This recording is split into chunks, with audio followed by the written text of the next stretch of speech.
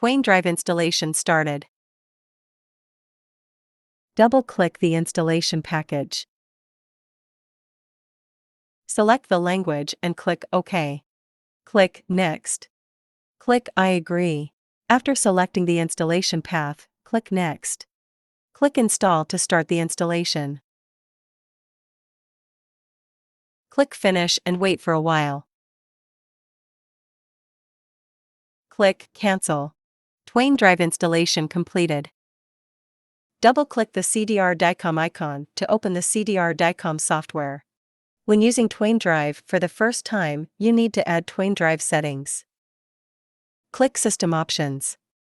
In the menu bar, to enter the CDR options window, select Acquisition Modules, select Scanner, and click Properties. Select the corresponding Twain drive and click Select. Click OK. Click New Exam in the main interface to create or select a patient. After entering the patient window, select a tooth position, click the right mouse button, and select Acquisition Mode Scanner.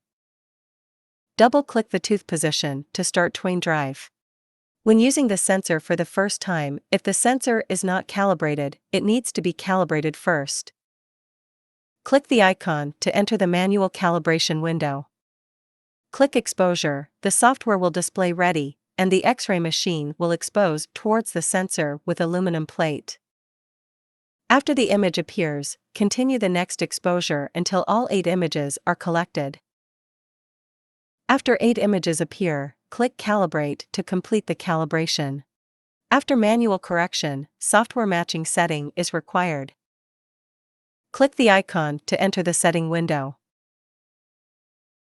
Select CDR DICOM and click Edit. Select Enable and click Save to close the setting window. Back to the main interface, click the blue icon after confirming the shooting object. After the software appears ready, the X-ray machine starts to expose. After acquisition, the software will automatically upload the image to CDR DICOM. Operation completed.